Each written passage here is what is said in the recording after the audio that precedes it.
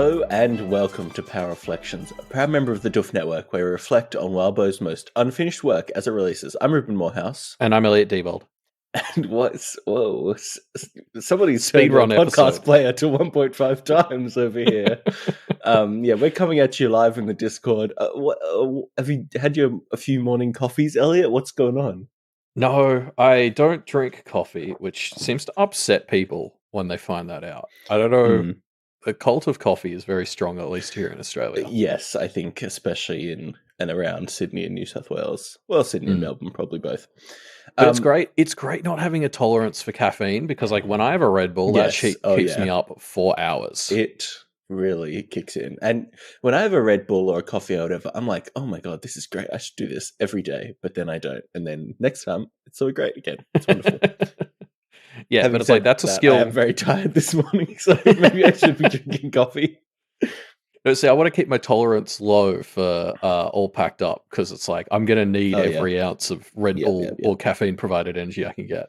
Yeah, that's going to be fun. We're going to get very close to the how many Red Bulls can you drink before you die. But times. We're here to talk about Pale. So, wait, sorry, Elliot. Was there a reason that you were fast there? I'm trying to. It's not a bit. It kind of caught me off guard. No, I think we've done this in the past. I only have 4 words in the intro, and I've got to keep it spiced up. And I've been doing the same 4 words for 5 years now. Yeah, I see. Yeah, I'm just running out of ways to keep it interesting. Fair enough. Well, should we talk about the chapter, or what's going on, Elliot? How are you? I'm pretty good. I watched The Sound of Music yesterday for the first time. What do you think? I liked it more than I expected to be honest. That's my review. I mean, it's like a classic, right? I feel like I haven't seen it in about 10 years, but I've watched it maybe 10 times over the course of my life. It's pretty good.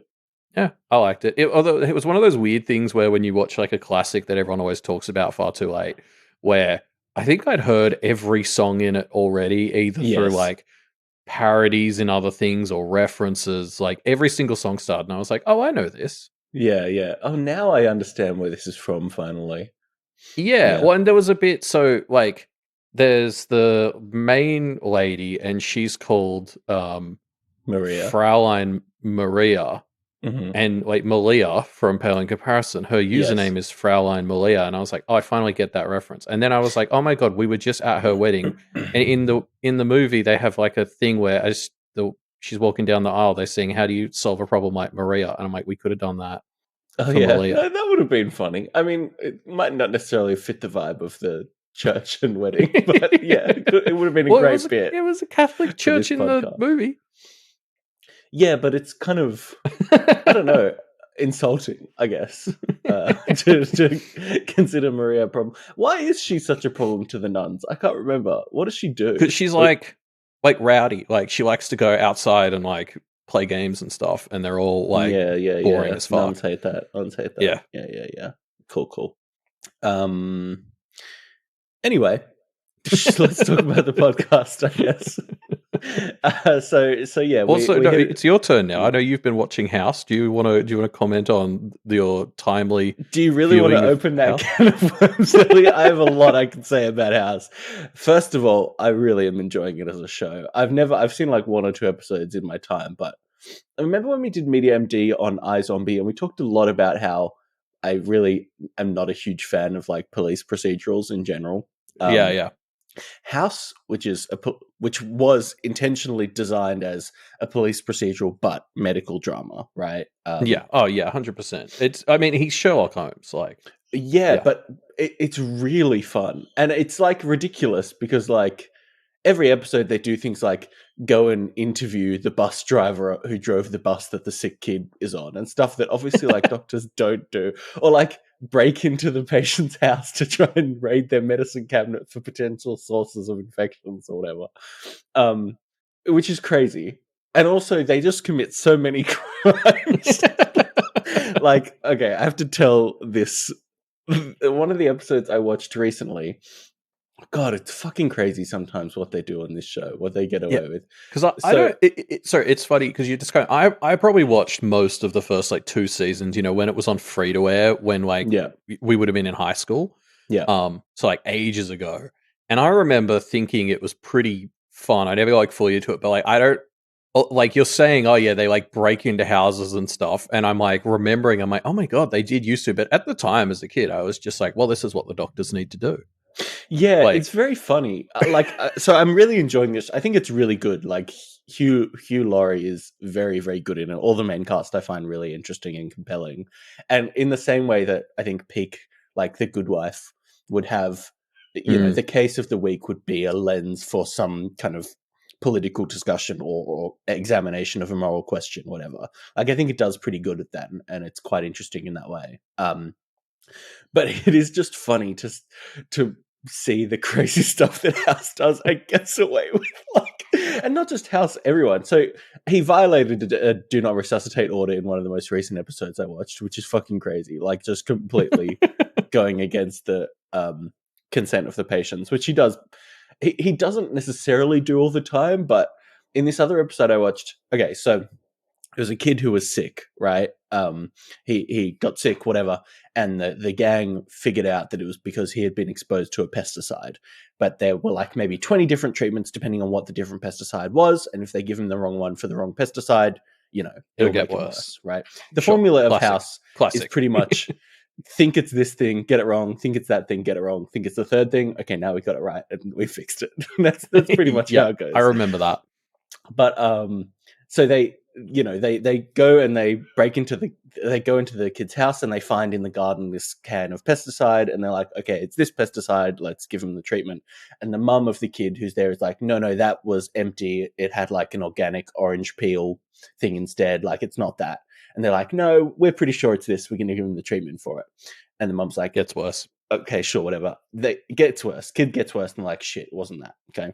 So they go to talk to the bus driver for the kid, and they find out that the council was spraying this other pesticide right next to the bus route or something, whatever. And so why would the bus driver don't worry about it too much. Well, actually, I think he didn't know, but then they kind of found it out. Whatever, anyway. Okay, sure. So they go, okay. So they go to the mum. Okay, mum, we know now it's this pesticide. We're pretty sure we're going to give him the treatment for it.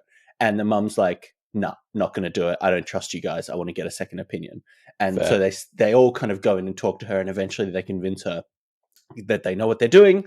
Cameron, the female doctor on their staff, is like compassionate, and she gets through to the mum, whatever, right? So they give the treatment to the kid. It's wrong. Kid gets worse again. So the mum is at this point justifiably angry that like they've convinced her twice to do treatments that she thinks aren't correct, and they've been wrong. So finally, they figure it out. The kid had just bought a new pair of clothes from like a dodgy clothes reseller or whatever who had accidentally spilled some pesticides on it, and that's what it was. Okay, so they know they figured it out. How many pesticides are in this kid's life? Whatever, I don't know. Yeah. So they go to the mum and they're like, okay, we definitely know what it is this time. It's this one. We want to give him this treatment. And the mum's like, no, I'm not going to let you do that until I have this second opinion from another doctor. I'm just not going to let it happen. And so they try and convince her. They can't. So in the end, what they do is House gets one of his other team, Chase, the Australian one, to call up the mum, pretending to be this other doctor and saying, oh, I can't help you. Sorry. Like there's nothing I can do. Just so that she will have no other options, so that she will have to accept the treatment that they're going to give. Oh my which God. Does end up being correct in the end.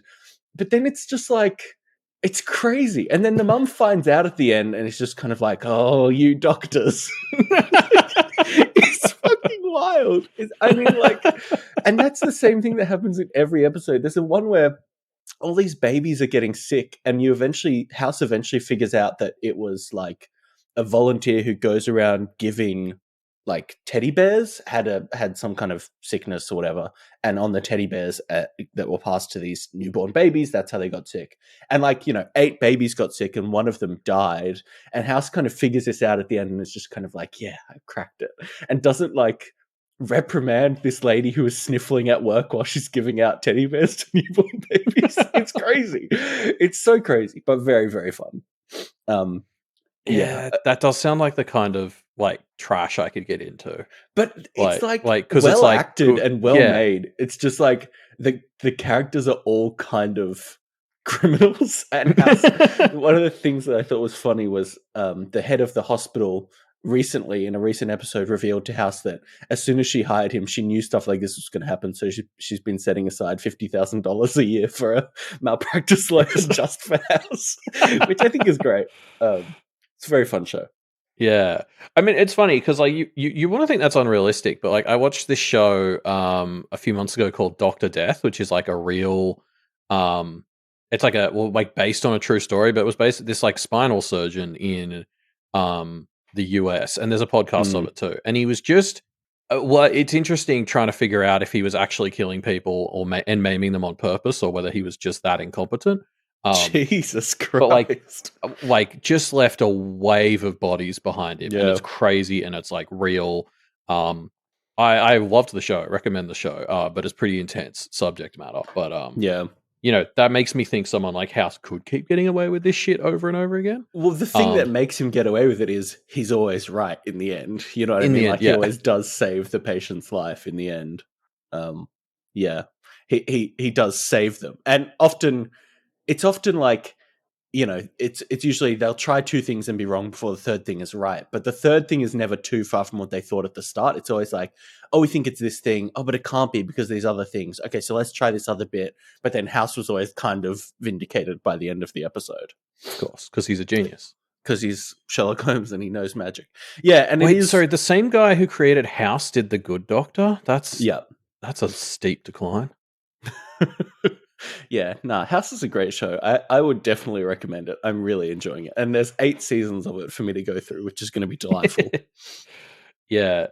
No, I'm going to get you into Deadlock later, but that's a subject. Yes. We should talk about Pale at some point. Yeah, I mean, it's only a 1-chapter episode, right? So we got time. We got time to kill. Yeah, no, we'll just, I don't know. We've gone full Pale in comparison. Yeah. But that's good. That's a great show. Yeah, I mean, and it's available. That's an upgrade on the Duff Media Network. So, all right, yeah. So, should we talk about finish off 24.7? Yeah, the chapter. It's Verona's turn. The chapter where Verona finally joins the ranks of cool Wildbow protagonists who have killed babies. That was, I think, the meme that people were posting in the comments of the Reddit discussion. It was unavoidable. I'm glad we got the baby shooting joke out of the way. Yep, toddler. Yep. We're doing all the classics. It all counts as babies. Anyway. Yeah, I thought it was really funny how last week's chapter opened up with like Lucy not being able to comprehend all the sounds she was hearing. Like it was sort of, you know, like one of Lucy's big things is that she listens and she couldn't understand the sounds that sort of set the groundwork. And then this chapter opens with Verona like looking at the baby fetus and kind of starting to think about it. And then she's like, no, it's not important. I got to handle other things. And I was like, wow, that's like Verona's equivalent of not being able to comprehend sounds, is having to look at a big practice and go, actually not yet. So do you think next chapter is going to open with Avery being like, I should run away? Oh no, I can't, or something? Didn't her last chapter, like the one that she was in, it kind of ended with her being like, and now I'm going to sneak off behind the lines to figure out what the Alaias are up to. So like, honestly, it wouldn't surprise me if the next chapter opens with Avery being like, I'm all alone, but this is good right now. Yeah, maybe. I mean, let's see. I did think it was pretty funny. Like, I'm really enjoying how these chapters end with each Kenneteer passing the torch explicitly to the next one. It's very fun. Yeah, I agree. It's really hype. I thought it was really funny. So, you know, Verona is trying to effectively understand the Sky Baby for the first part of this chapter, right? Figure out what's going on and what it is. And so she talks to Nicole, Scobie, and Mr. Driscoll, and it's just like, is it this? And they're like, could be, and it kind of looks like this. And then she's like, can you just give me a clear answer? And they cannot. They refuse to commit to anything too hard, which I think is hilarious. I mean, it's like a good strategy when you're up against Captain Gainsay and Charles, but I just thought it was really funny seeing how frustrated Verona got that her allies wouldn't just like give her a clear answer on, yes, this is a Titan or whatever. Yeah, how the turntables turn. Yeah. I mean, it's funny because I get criticized for being like this at work. Like when people are like, should we do XYZ? And they're asking me like as an SME. And I'm always like, yeah, probably. Like, yeah, we could do either of those. They both sound like good options. Like, I'm terrible. I hate giving people advice. And so, like, yeah, so I was like, I could very much relate to Nicole and Mr. Driscoll here, which probably isn't a good sign. Mm. But yeah, like I agree. I thought it was funny how like Verona's just like, can you just tell me? I mean, well, actually, sorry. What I really liked is the part where she's like, okay, I think it's a Titan because it's got elemental stuff and it's tied to higher powers, and that says Titan to me. And Mr. Driscoll's like, yeah, probably. And she's like, cool. So what is a Titan? Like, it's just classic Verona to know that sort of high level surface stuff, but she hasn't like Mm. because she does that for everything. She hasn't had time to dig into Titans specifically. So she's like immediately identifies it as a Titan, and then it's like, cool. So what is that? Yeah. Yeah, which is a great question because obviously we as the audience also don't know what Titans are. It's very fun Yeah, to learn about it. yeah. I enjoy these like info dumps Wildbow does that sort of we mixes in like conversation and tinfoiling in, so it's like it doesn't feel like we're just getting dumped with info, even though we kind of are, and Mm. we love it anyway. But yeah, Yeah, yeah. It's yeah. I mean, they don't differ too much from the kind of classical Greek Titan no, yeah, I mythology, loved that because it's which I like think is fun. it's that classic Otherverse thing where it's like it completely aligns with Greek mythology as much as it needs to, but also fits into the Otherverse and adds some cool lore to the world. Like, Yeah. I remember we used to encounter this a lot more back in Deep Impact, but I feel like in Deep Impact all the time we were talking about like the way the Otherverse just kind of made all mythologies and religions feel like they could be real. Yes. Um, and how we'd learn about a new creature or mechanic in this in the Otherverse, and you'd be like, oh, that's straight out of these religions or these mythologies. Mm. Um, and I mean, and I love what Titans add to this story as well because they feel it like it does feel like exactly the sort of thing I would expect Charles to be wanting to make. It's this like thing from back when humans were kind of pre-civilized, like. Yeah. It's very back to root sort of stuff. Like it's not a primeval because they're kind of explicitly anti-human and pre-human, but Yeah. it's before like law and the seal or anything got too firm. So it's like very anarchist sort of like this is when humans were around, but we weren't organized yet. Yeah, it's the exact type of other that can't really exist in a modern society with humans kind of being what they are now, which I think is very Yeah. fun and intentional for Charles to have, helped bring this to life. Yeah, it's like this quintessentially human related thing because it's like Titans were primeval forces shaped a little bit by humans, but not Mm. developed enough. And his whole thing is burning it down and rebuilding society. And so, like, going back to the time when Titans ruled and having a Titan kind of bleed its energy into the whole region totally tracks for his sort of thing. Like, it's Mm. great. Like, and what could possibly go wrong? Yeah. Um, Yeah. and speaking of like Walbo even kind of just straight up tells us how this is going to fit in thematically. I have this bit where Verona's like, oh, so is a Titan weaker than a god? And Mr. Driscoll is basically just sort of like, no, like collectively they lost to the gods because the gods were more organized and thought ahead. But like individually, a Titan would be stronger than the average god probably. And I was like, well, Mm. that's just pale.txt in a nutshell, really. Like that, it's like, just immediately identify that the weakness of Titans is you've just got one of them and they're not really organized or controlled. And like that's Kennett's whole shtick. Mm. Yeah. Yeah. It's yeah, they're fun. I mean, it's interesting. I kind of am curious about if we think we'll see this Titan grow up more than being a toddler. I don't know if we will. Yeah, Now that I'm Verona's done very what she's done. yeah, I'm very curious to see where it goes from here. And like, because this is something that comes up, like the whole concept of creating life is something that Verona explicitly is thinking about Yes. here because she's thinking about Alexander, and she also thinks about Mal and Mal and Anselm. Ansem. Yeah. And like it is something that I feel like I remember like a handful of arcs ago, it felt like the two of us were constantly saying on the podcast. I feel like Kennett is going to need to make a solid declaration on what they think the role of aware is, and they've done that. And so now I'm kind of here, and I'm like, I feel like Kennett needs to make a declaration on like what counts as creating life and abusing it, like because it feels like something Verona specifically is kind of juggling with a lot. Like, and I'm just like, we've got the Titan baby. Obviously, Charles is doing stuff, but like even something like Percival, it's kind of like, did Kennett cross any lines by creating Percival just to die? Um, Mm. I feel like no, but then where do we start to draw these lines? And I'm interested to see if this is something Kennet as a whole is going to start to pitch their tent on a side and make a statement on, I guess. Yeah, I think it's. Yeah, I don't know. Like, It's a I think it's complicated something. issue. It is, and I think it's something that the Kennetiers themselves are having their opinions on evolve over time, right? Oh yeah, Like, but it was the same with Aware a few arcs ago. Is the thing. yeah, yeah. I think it's really interesting. I think probably once this is all said and done, they're going to be like, actually, we probably shouldn't have created sentient weapons that we knew were going to Yeah. die. Yeah, and yeah, maybe it's outside the scope of Pale, although fucking we've said that before, chat. So, yeah, who knows? yeah, I mean, maybe it's because it does feel like a wider Otherverse issue. So, yeah, I mean, we'll see. It's something I'd be interested in seeing. I always love it when, I mean, this is why I love stories with AI in them, and like I love Frankenstein. I love weirdly Adventure Time. I think dealt with this issue a lot, but the idea of like what are the boundaries of life and creating life and responsibilities for people who make it. I just think that's an interesting topic, and I hope the story is planning on exploring it more. Yeah, yeah, yeah. I agree. Also, just before we move on, shout out to the last moment in this section, which is where Verona glimpses Hollow Yen through the rain and thinks to herself, I want to talk to you, before not doing that.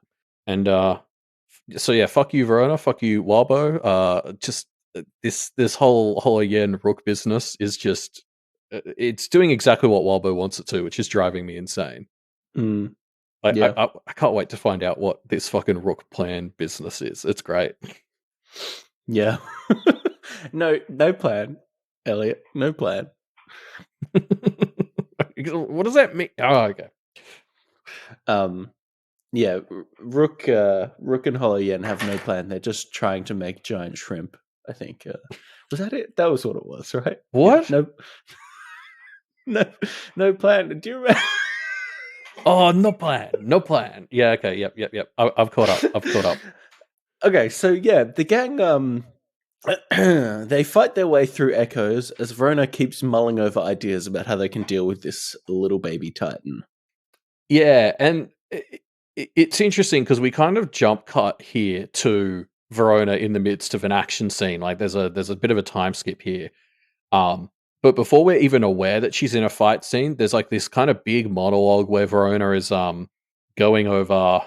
God, I'm having one of those moments where I've realized I have to say a word out loud for the first time after reading it. Diabolism. I think it's Debilism. Okay. But yeah, sorry, you go.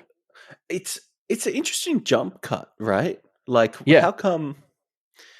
Why? What's the? Because usually when that happens, it indicates a flashback or kind of a memory or something, right? So I was kind of expecting this to be, okay, we're in the past. Verona's kind of thinking about something that she's going to kind of recontextualize and use in this, whatever, in this against this baby. Yeah, but it's not. It's like maybe a slight jump forward in time, but pretty much not at all. I was very interested what you thought the motivation for it is. I haven't been able to pass it 100% either. Sorry, I am seeing people suggesting we pronounce it deboldism, which I do like, so I'm going to go with. Okay. But like, so the thing that jumped out to me here is like Verona compares the way this stuff is treated in like practitioner culture to like, you know, the way sex is treated as a taboo for kids in the library. And like for a lot of kids, especially kids like Verona, what that essentially equates to is like them going out and seeking it on their own. Whereas it's like it would obviously be, in an ideal world, it would have been safer for Verona to do this with like somebody like you know, something like if this deboldism is as bad as everyone makes out, it's probably better to like, as soon as kids are interested in it, like sit them down and be like, this is why we don't want you doing it, and like this is why it's dangerous. And you know, because she talks like at the BHI they taught classes to work against it, I guess, but never taught you like how to do it.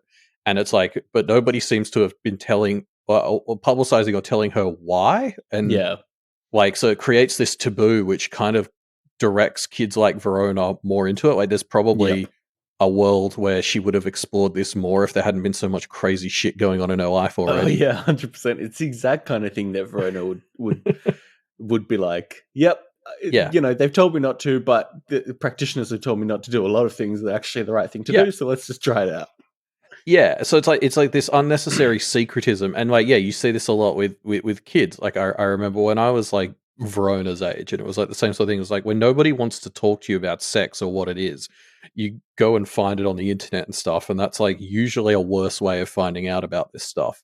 Like at least it was for me. Uh, so like yeah, like again, I guess it brought up this interesting topic of like the lockdown of information and like when and why that's a good idea, because I do think there are times like, you know, to lock down information, like, you know, if deboldism is that bad, it could maybe it's sensible to compare it to um like when I was at uni, we in doing molecular biology, there's a lot of information where you need special privileges and access and stuff to like access like virology sort of things, because you know, if it's research regarding how to like make viruses more effective, um they limit public access to that information for obvious reasons. But like Mm, by the time I knew that information was out there and accessible, I understood why I shouldn't have access to it, right? mm, So it's yeah, like there is space for information to not be publicly accessible, but it's like you probably need to tell people why. And I guess Verona was bringing like this whole topic up, and I think it's an interesting one. yeah, yeah. I agree. Um, I really liked this sequence where Verona experiences the echo of the abandoned boy. It's so tragic, but also so perfectly apt to Verona's um, current experience, I Yes, guess, um, which makes it so it's much brutal. fun. Yeah, it's really rough. Loved The it. way the way we start to like shift like pronouns and POV towards the end of it is brutal, where it's be like the boy, like, you know, would never have anyone again or something. It's like Verona had lost Mal, Anselm. Like it brings that commonality through by like switching between Verona and the boy's perspectives, like sentence by sentence, to just really make you feel how hard this is hitting Mm, Verona. yeah, It's great. yeah, it is very fun. But then, sorry, I also really liked this quote from Verona where she's thinking about the Kims and she thinks, they're relentless. They break and they keep going. They're power hungry assholes. What they do, it can tie into practically any practice. No wonder Charles liked them. It's just really fun. It's such a chaotic vibe here. Like, Kim's everywhere, grandfather just blasting anything. Verona's checking her phone and the white rot is seeping through it. It's just rough. It's really fun stuff. Yeah, like this whole situation has turned into such a clusterfuck. And it's one of those things where it's like, well, what did you think was going to happen when you threw a giant storm out on an already chaotic situation? Um, but like, I think it feels even more chaotic because, as you said, like we've jumped ahead here, and suddenly Verona and Co are like kind of near these houses, and you're like, why are we here now? Like, I didn't understand. Like Verona is thinking. Verona meets up with Lucy, and she's like, "Okay, what do we do next?" And then we cut ahead. She's thinking about sex books, and then suddenly we're kind of in a fight scene. I was like, I don't understand why we're here now, and like, so Mm, I think that amps up the tension of like all this sort of stuff that's going on. You're like, I don't know what the plan is. Verona hasn't told us. She looked at Hollow Yen and then fucking disappeared from the monologue for a bit. mm, yeah. Yeah. uh, it's fun stuff. Yeah. What's going on in this chapter, Elliot? There's so much stuff going on. Oh, it's a good time. My favorite bit's coming up. Yeah. Oh yeah. I think I know what it's gonna be. So yeah, Verona gets inside to shelter from horsemen who's shown up and is also blasting, but unfortunately this house that she's stumbled into is that dungeon builder guy's horror house. Yeah. Um so Well, that's a fun little bit. yeah, before we get to that guy, because he's a character. Um, I do want to call out. So there's this great bit where like Horseman first starts going for Verona, and like Macaulay gets involved in the fight, and I had this very funny moment where it was like, "Thank God this Henniger is here to kill that dog of war before he can before he can do anything." Like it's just one of those bits where you get far enough into a story that like allegiances have gotten so messy that it's like we're rooting for the Henniger and their fight against the dog of war. Mm, yeah. And especially watching a Dog of War go against Macaulay, I was just kind of like, man, I forgot like Dogs of War and Hennigers are basically the same shit. It's just like one starts as a human and meets in the middle, and the other starts as a complete other and meets in the middle. But it's like Macaulay gets shot, she just kind of gets back up, and she's like, yeah, I get shot all the time. Pretty funny. Um, Mm. and like just fucking big dog of war energy vibes off Macaulay. Yeah, do you think she'll become one of the dogs of war? She's kind of looking for more of a found family, right? I Well, mean, they'll she's Verona's grandfather. So, sure, or sure. Verona's John, yeah. Yeah, I like that. I like that. But yeah, so Verona's inside the puzzle house, but is effectively one step ahead of him the entire time, which is fun. So because she puzzle braceleted his house, all of his traps are fucked up in funny ways, which Yeah. means that anytime he tries to do something threatening, it almost turns into more of a slapstick vibe, which I think is great. Yeah, it's really funny because it makes like actual sense now how she sort of leveled the playing field. Yeah. But there's also like what I love about this is like the guy makes his big entrance and yeah, he's all like, I own this space and this is my house, and he's like laying all his traps and stuff, and like that was the moment where it sort of hit me and I was like, oh dude, like you fucked up, because like working against fat ugly dudes who are whining about this house being theirs is Verona's actual specialty. Mm. Like this dude just comes in and is just, yeah, like trying to own the space, and it's like, nah, Verona fucked your space up. This is what she does. It's great. Mm. Like he goes for the bread energy and just gets what's coming to him for it. Yeah. And she leaves him behind. Can we talk about that? Where is he now? Because she gets him into the puzzle bracelet room and then leaves and turns off the puzzle bracelet. So does he exist in space time right now? What is his Hmm. situation? Yeah. I don't know. It's a good question. Like, because he had that whole thing where it's like, his partner got killed, and so he gets a Yes. temporary boost, but then when he dies, they both come back again. So it's like, Mm-hmm. is this the loophole for boogeymen? Is you just trap them in the puzzle You bracelet and they just can't? banish them. Yeah. Yeah. That's Like, does he quite a have a fun way to get back idea. to the abyss? Yeah. I mean, surely the Abyss just has a natural draw that can pull you back in if you need it. Oh, yeah, depending on where the fuck he is now, isn't it? Like, what is the quantum state of this room when the puzzle bracelet is turned off? Like, it feels like it's somewhere pathy, even. I don't know. Mm. Yeah. Yeah. Yeah.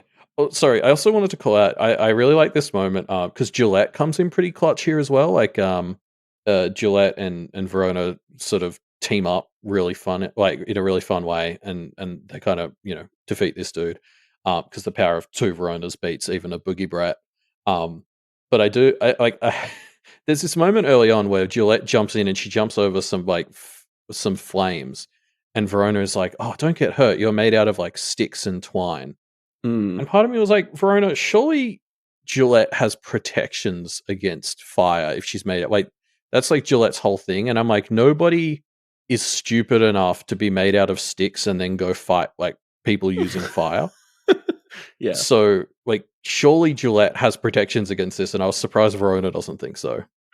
Yeah. It's very short-sighted if you're made of sticks running around fire others Yeah. and fires and stuff. It just is clearly a mistake. And anyone who Yeah, would do it nobody's is an that idiot. dumb. Yeah. Yeah, exactly. So yeah, back outside, Verona regroups with the others, including Grandfather, who is grimly performing his duty, which is, I think, the low light or highlight, depending on how you look at it, of the chapter. It's really messed up. It's so. Oh yeah, Yeah. and like because there's a like the I think the worst part about it is part of me was like, in a way, if I was Horseman, it would be kind of relieving because like he wouldn't have wanted to be shooting at Lucy and Verona and stuff, right? So it's like Mm. part of you would be like, this is horrible, and he keeps having to die, but it's like as long as they're actively killing him over and over again, he's not being compelled to go and fight his friends. So like the Yeah. worst part is Horseman's probably sitting there kind of relieved that his throat is getting slit over and over. Yes. It's so Yes. fucked. Yeah.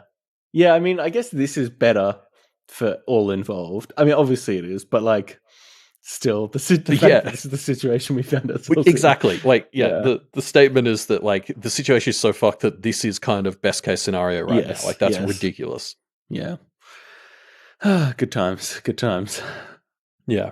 Another thing. Verona goes on another sort of spiel for us here about the original gift Miss Geddes, got the Kenneteers, and it's one of those things where Wildbow's giving us just like a summary. Like I feel like the story has just started spelling out stuff that it that it was like subtext that planted ages and ages ago. And now like there's just various bits where Wildbow is just telling us the answer. Like he did it with the three headmasters a few chapters ago.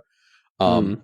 and this is sort of one where it was like Verona sort of talks about the quill here, and she's like, the thing the quill gave her that Miss was kind of thinking about was it got her thinking about exploits and cheats, and that's obviously Verona's forte these days, and like that was like how the weapon ring gets Lucy in the fray and gives her things to work with. This gives Verona Mm. cheats.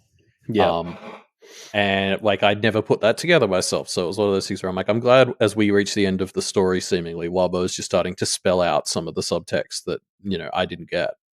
Well, I think Verona wasn't Verona thinking about this in her most recent chapter? Like, It was oh Avery, yeah, actually. was it Avery was Avery? thinking about how Verona didn't have the quill anymore and what that meant for her. And Yes. I feel like none of us, or at least myself and nobody I saw, kind of picked up on the seed Wabbo was planting. So he's like, okay, yeah, I need to explain this to everyone. Hmm. Yeah. Yeah. It's good. It's good stuff. Yeah. But yeah, so Verona puts together a plan, I guess, or starts putting together a plan, which ends with Anthem throwing a rock at the baby, and it I love this. works. I love this because Hey. like Anthem kind of Verona's Verona here, where like Yeah. I feel like this is the classic Verona thing of just like somebody's like, oh, we need A to B, and Anthem's like, oh, so you need the rock over there, okay, like Well, swish. yeah, because she says like, "Can you do this thing on this rock and do this in less than 2 minutes?" And he says no. And then she turns around and Anthem whispers something that we don't hear, Yeah. and then throws the rock. So I want to say Anthem said, "No, oh no, I can't do that, but I can do this." Hey, yeah, just to fuck with Rona, and I think it's great. Yeah, but it feels like exactly the sort of move Verona would pull on people. Yeah, Like, yeah, for sure. and because we know Anthem is like a combat sorcerer, so it feels like this is just, I guess, what you get when you start to deal with sorcerers like Verona and Anthem. Like, even Mm, though he's more combat focused as a sorcerer than Verona, it's still that like it's sort of like, oh no, I couldn't do X, but I can do Y, and then like before yeah, Verona has a chance to actually check whether that's what she yeah, wants done, he's done it yeah, already. Um, yeah, and wait, just like y- the way Verona reacts to this is so funny because it's like, wait, where did you send it? And he's like, well, it went where I threw it. She's like, that's okay. And like that was the bit where I was like, oh, Anthem's just Veronaing Verona right here. mm, yeah, Um, and like I love this plan of like using the Sanguine Stone to fuck with Charles's thing because like again, I think it's a bit of a recurring theme in this chapter, but like the big thing that's happening is they've created this storm for the fight, and then it's being taken over by the Titan. Like mm, it's the fuck. Of course, this had to be the Verona chapter because we've created a space, and that space is being taken over by the enemy. And so then what Verona realizes is that oh, they're making a giant baby take over the space. It's like, well, yeah, I have experience with babies throwing tantrums, and it doesn't yeah. serve your best interest if you've got a giant baby owning the space throwing a tantrum. So she makes it throw a tantrum, like she provokes the giant baby that owns the space. And it was like, oh, this is such a Verona solution to the problem. I love Yeah. it. It's a very clever solution, just and it's so like minor, like it's such a you know what I mean? Yeah, Like it's such a small action that has such a clearly big impact. It's just a great. It's really nifty. It's great. yeah, and like because this has always been Charles's weakness in a way. So he kind of creates shit that he doesn't fully control. Which, like, on the one hand, I'm like, good, don't create shit that you fully control. I think that would actually be worse. But like, he keeps creating dangerous shit he doesn't really have ownership of, and like the Titan is a great example of that. Like, and yeah, and now she's turned it into a Brett. It's a baby throwing a big tantrum in a space that it controls. Like Mm. now her enemies have to deal with giant Titanic Brett. I love this. Mm. Yeah, yeah, it's very fun. Um, and then of course the chapter ends with Avery being tagged in, which, as we mentioned before, is just a Yeah, fun, positive vibes kind of way to end the chapter. yeah, and it's gonna be interesting to see how that one fits into things because I feel like when we last left Avery, she was running off to see what the Alairs were up to. So it's like, is the first half of her chapter going to be her uncovering more details of the plan and then doing her chunk of the making them fall? Or yeah, like I can't wait to see what Avery's been up to. Mm. Yeah, yeah, and we will see next chapter. Yeah. Whew, Um, I can't wait. but yeah, so before we wrap up, though, of course, we've got some predictions left by the community in our Pale Predictor form. I pulled out a prediction from I'm Easily Impressed, which I really liked, which is that Durashay is going to adopt the Titan baby and kind of raise this Titan baby as her child / access point to even more ancient primevals that she can deal with. Of course, despite all this, she'll end up being a better mum than Miss Ferguson. I really liked this prediction. It's just a very fun idea. It's obviously kind of ridiculous and intentionally silly, but some Yeah, version of this I think could happen, and I think that's very fun. I do love that does feel like how you would get Derosha into parenting. Is it's like you're not allowed to parent a human, but a Titan, like she could get behind that. I liked your comment that this would make a great TV show. Like I'm picturing like a sitcom with Derosha and her Titan baby. Yeah, yeah, totally. I think it would be great. I do like Darosh just keeps being a force of this story where like the more this shit happens, the more I'm like, why aren't you here yet helping? Like, she did that one thing against Mossa and like he wasn't even her usual specialty, but it's like, okay, Yeah, Charles has literally made a Titan. Like, surely this is interesting enough for Dorosha to come and hang out, yeah. Just I don't know. I hopefully not guess on not. his side. Yeah, yeah. No, it's a fun idea. I think well, are there other? I'm sure we could have a whole in chat. Aziza did it is joking about Wabo's next side story being Pram, but I actually think we probably could have enough weird baby stories to have like a whole, like Baby a Fight Club. BHI. No, like a BHI mothers group kind of size story. Oh You know what yeah. I mean? So Well, because Durashay that's with like her. I've been Mm, spruiking for the Real Housewives of Thunder Bay to be a spin-off from yeah, yeah, Pale, yeah, yeah. which just follows Anne, Deb, Nicole, like all that. Um, Mm. yeah, I'd love like a BHI, the next generation But thing, like, but they're yeah. Rugrats. Well, but so we've got Durashay. We have there was that. Are we able to talk about Poke in this chapter? I can't remember what we No, do for but I know, spoilers. I know, I know who you're referencing, and yes, Yeah.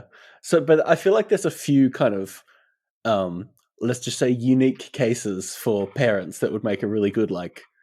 I guess the old term is a mother's group, like a parents group. yeah, Would be very fun. but not Ray. No, not Ray. He's not invited. Um, yeah, I pulled out like another a sort of fun one. People just we still have that thing going from Arc 13 about what people think might happen in the epilogues of Pale. Mm-hmm. There's gonna be some real old predictions in there when we hit the end. But we got this one from Tater Tot, who is predicting an epilogue chapter where the Alabaster Assembly will send a champion who takes down the Bjorgman. Mm, Um, yeah. and I just thought that was a fun prediction. Like I do love the potential epilogue vibes that you could get out of a chapter like that, which would still be like its fun own story. Mm, yeah. Yeah. I think it would be fun. Yeah. I mean, the Bjorgman, I think, is a fan favorite of Interlude. Oh, I Sorry, wonder epilogue what he. chapter Yeah, posts. I wonder what he's up to now. Actually, that's a good question because the last we saw of the Bjorgman, he was going into like hibernation mode Yes. because of the Alabaster Assembly.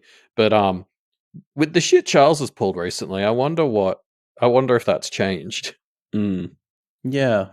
Yeah, good question. I don't know. I wonder if he's like, where would he fall in this? Would he be on Team Kennedy?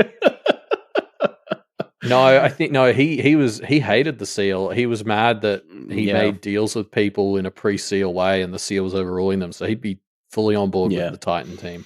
Yeah. Fair enough. The Team Titans. Yeah, But yeah, great predictions, everybody. You can leave your predictions if you want to predict who will take down the Bjorgman in the epilogue. You can leave that prediction in our Pale Predictor form, which is linked in the show notes down below. yes, but we should move on to our discussion question, which I would say was running all week, but Reddit kind of wasn't around for half of it. So, thanks to those who got it in, but I'm going to blame the lack of responses this time on Reddit being down, I think. Yeah. So we asked everyone, in a world where Canada's beaten Charles and is opening their own magic school, what does that magic school look like? Yeah, which is a really interesting question. I think a lot of different responses picking up different threads. I'm going to start with, I guess, Tisawat's answer is a good place to start because I think Tisawat maybe has the most, maybe has the most traditional one. We'll see. But anyway, um, which is just kind of like Tisawat goes into a very solid amount of detail listing all of the kind of rules and procedures that would be the core of the school's constitution or whatever, right? Yeah, And it's kind of a communal, kind of Montessori-ish vibe, like pretty nice, yeah, pretty wholesome. Although there was a very interesting set of rules in there about, you know, coming to the school, you would have to kind of abide by an ethics, a set of ethics guidelines that would be taught to people, especially from traditional practitioner families who might not necessarily operate in that way, right? yeah, But at each semester, that they would kind of confirm with the students that they hadn't done anything unethical in the past, 3 months or whatever, mm. forcing them to answer that they were still abiding by the code of ethics, which I think is very interesting. It feels like slightly dystopian, but in a way that I'm not sure how I feel about. Like, yeah, what do you Yeah. think? I don't know. No, I was unsure too. Like, I agree. Tasawat's felt like the answer that most was just like, oh, this is the like outline bordering on first draft for the Kennett School Constitution. Mm, Um, was really the vibe I had, and yeah, there were a few bits like that where I was like, oh, is that too specific and set in stone and strict? Like, mm, I don't know. I found myself going back and forth on a few of these rules as I was reading it, where I would be like, that makes me uncomfortable, but I don't know why. mm. Yeah, it is interesting. I mean, like, I guess if you're welcoming and empowering things that are potentially dangerous, having a failsafe like that is not a bad idea on its face, but it is like, yeah, it has that slight dystopian vibe that just made me think that's very interesting. I really liked it. I Yeah, really liked that ethical yeah. question that Tisel kind of Well, some of this raised. stuff felt very Kennett found in that, like, there were so many layers of like, it was like, I think your ethics quiz got graded by an aware and other and a practitioner, Mm, which is like a good idea, but it's also like just adding a lot of bureaucratic overhead. Um, mm, so that was why definitely parts of this I was like, oh, like Miss would be in support of that because it's overly bureaucratic if you ask me. mm, But mm. I may just be biased against that based on where I work. Sure. Yeah. Um, So yeah, Propaganda Pagoda had another answer that was a kind of also what we might think of as traditionally a school in the same way as the BHI. But something that Propaganda Pagoda leaned into that I really liked was this like teaching hospital vibes, almost like uh, yeah, Yeah, a teaching hospital. So a place where the students have the ability to actually perform real rituals and kind of learn on the job, as it were, in that way. Which I think the BHI did have a bit of, right? Like the kind of apprentices that or senior students that lived there would sometimes do bigger rituals, and I think sometimes the other students were yeah. able to participate in that. Um, We saw but that big one for Jessica that Alexander was yes, coordinating. exactly right. But I imagine if Verona is involved with the school, she'll be doing big disruptive rituals on the reg, which will maybe mean that it's a great way for students to participate, especially if their rituals were having other students kind of contribute power or knowledge to them would be helpful in the same way of Yeah. like, the big awarening ritual, kind of thing. Yeah, well, I mean, there's two kinds of magic schools in fiction, right? You've got the ones that are super strict and the ones that are just chaotic. And if you're letting Verona do what she wants in the Kennett school, it's going to be the latter. Like, I'm thinking of Mm, like, the school they went to in the Owl House at the start versus at the end of the show. Um, like, Verona is going to have an Eda Clawthorne effect on any school that she's a part of, for better and for worse. mm, yeah. Um, I also it was funny like reading Propaganda Pagoda stuff about like the roles each Kenneteer would have in this new Kennet school. Um, I don't know if they were doing it intentionally or not, but it really mimicked what the Kennedys were talking about taking the best parts of the three previous Blue Heron headmasters, like Verona doing crazy rituals with a lot of students like that. That was the good thing we used to see Alexander do. Like that thing he was trying to do for Jessica was like the good side of Alexander. Um, Similarly, they're talking a lot about like Avery kind of running around doing like advertising for the school, helping people transport there and stuff. And like again, that was like the good part of Bristow. And then if Lucy is kind of a bit of a disciplinarian slash enforcer, like she could be the good version of Massa. So it's like I don't know if that was what Propaganda Pagoda was aiming for, but I can see a way each of the Kennedys slots into the role of being the good reflection of a previous Blue Heron headmaster. Yeah, yeah. Yeah, very interesting. For sure. Yeah. Um, so I think the last one we wanted to talk about was an answer we got from normal non-Eldritch guy, very very suspect name. Mhm. Um, but Yeah, they well, basically were pitching something that was just much more kind of what the Kenneteers have gone through. Like, yeah, not really a formalized school in that same way, but more yeah, Kennet as a bastion for knowledge and kind of a sanctuary for others that will inevitably lead to a way to gain knowledge by kind of being a part of that community, I suppose.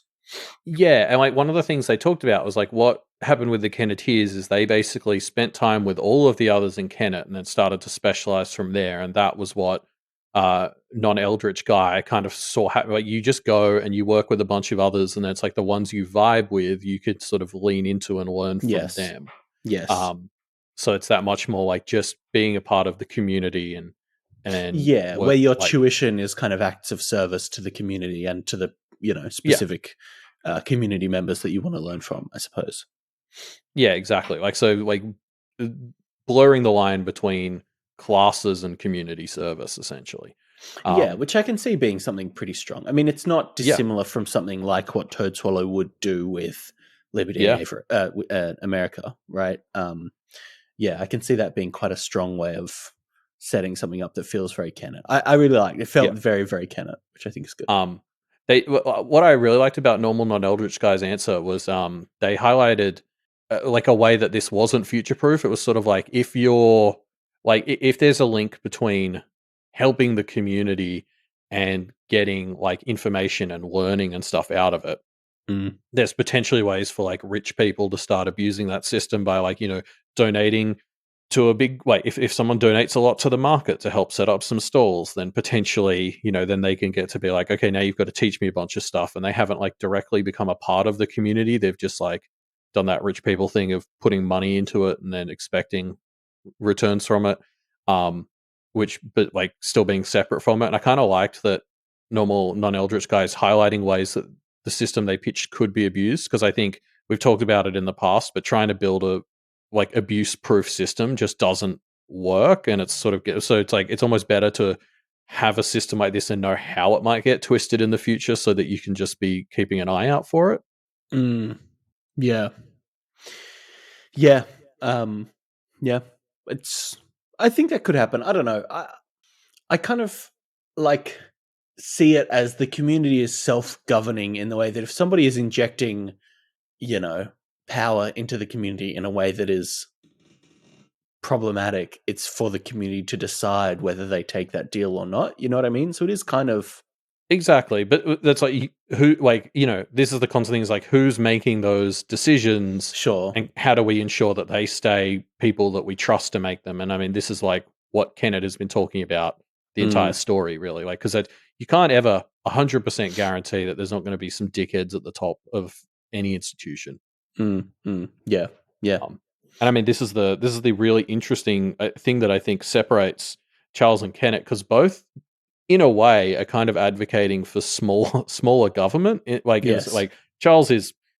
I'm not super politically literate, so I don't know if this is technically true, but he strikes me as like just full on anarchist. Like he just Hmm. is trying to tear down all government, and like maybe build some new one. But it's like he believes that people should just be, pulling themselves up by their bootstraps and Hmm. screw the existing system. Whereas like Kenneth is kind of anti big government in the sense of like wide reaching government. Like they're much more community focused. And so it's Mhm. like both of them are against, big things like the Musses and the Seal, but it's like, whereas Charles is just sort of full anarchy, Kenneth is very much like, we just want to build something that's more local and small and personal. Mm. Yeah. Yeah. And I Um, believe in the Kenneteers. yeah. If you made me had to pick, um, we also got a fourth answer from somebody. I got the notification about it on Reddit, and then their Mm. their comment disappeared. And the only line that was in the notification was them saying that they'd put their comment in Rot 13 to protest against Reddit still. Mhm. Because obviously, for those listening, like we're currently in the thing where there was just a big blackout on Reddit to Uh, protest I think you mean, API stuff. Elliot, for those listening late who don't know what Reddit is anymore, it was a website that Well, used to yeah, exist. yeah. Fuck no. I mean, yeah. That's the. Well, this is the thing. like. We may have to find a new spot for discussion questions, Yeah, but yeah, yeah. like, um, We'll see. r/parahumans was down as an initial part of the blackout.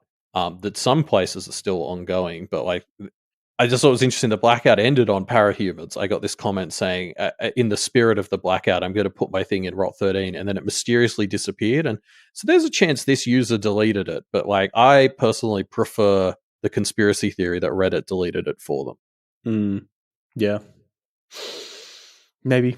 That's probably what it was. It was the White Rod, maybe.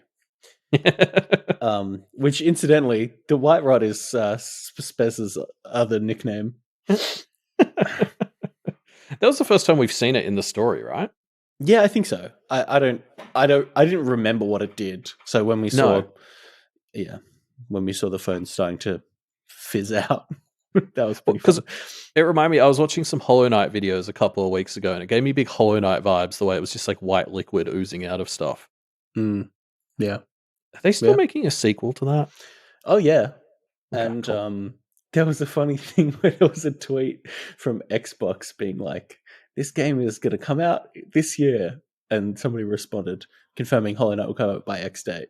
Yes, and it did not. Anyway, Silk Song is the sequel, but it's That's been it, yeah. delayed because it was originally, I think, like a DLC, and it's been expanded and expanded, so it's gonna be Yeah, I big. guess I feel like they announced that it was a sequel when we ran our game club on. Like, at this Yes. rate, we're going to get to do Silk Song as the first entry Oh, in the I would in the love that. reinvigorated game Let's club. let's commit to that, Elliot. When Silk Song comes out, if we're We'll not already restart game doing it, club. we'll restart the game club. Oh, well, that'll probably be about the same time Pale finishes and Book 6 of Game of Thrones comes out, so it'll be a Yeah, great time to do it. yeah, great. All three of those Um, things are going to happen at the yeah, same I day, I think they're reckon. all scheduled to happen on the exact same day. Anyway, so well, that's the end of our discussion question answers. But we have a new discussion question for this week. What's the most meaningless competition you've seen or been a part of? Thanks to Mirthstrike for suggesting this one. So yeah, in the same way that Lucy, Lucy You couldn't even get through it. Lucy and Macaulay were in that very serious competition to save Verona's life the most times. Just what's a little competition that you've seen bring up that's very meaningless and fun? Yeah, I'm excited to hear, because I definitely feel like I'm a person who is just unnecessarily competitive a lot of the time about the stupidest shit. Mm, And I'm excited to hear that other people are hopefully like that too.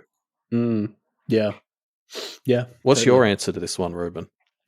I'm trying to think. I don't really have any good ones that spring to mind, but maybe I'll think about it a bit more and we'll have one next week. Do Do you it have a next week. good Yeah. one that comes to mind? Well, I mean, it's not a good one, but I guess that's in the spirit of the question. Yeah, yeah, yeah. Um, my sister and I both play a lot of Pikmin Bloom. Mm. And last year, while I was a bit sick and not walking that much, she overtook me despite starting the game late. So I'm now trying really hard to overtake her in total steps in the game. And I'm like obsessively, like every 2 days, checking how many steps she's done in the last 2 days and comparing it to mine to make sure I'm catching up. She has no idea this is happening. This is just entirely me, without talking to her, deciding that we are in a vicious competition for who can take more steps every day. Yeah, yeah, I Um, like that. and I'm still 400,000 behind her, but I was 600,000 behind her 2 months ago, so I'm You'll catching get up. her. You'll get her, Elliot. Same vibes as Hank Green and Sam Rush getting into a fight about who's going to Marvel get the Snap. highest level in Marvel Snap. Yeah. Yeah. Um, But yeah, leave your meaningless competition answers in the discussion question in the linked in the show notes down below. Or you can just comment on the show in general and how much you love it, I guess. Yeah.